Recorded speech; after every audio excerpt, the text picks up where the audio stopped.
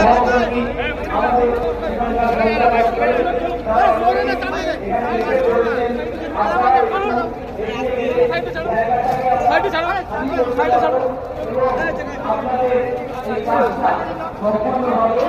আমরা এখানে সুসম্পন্নভাবে আমরা রাস্তাটাকে চালু করতে পারবো। আপনাদের কাছে আমাদের ঘরে ঘরে এই অনুরোধ রাখছি।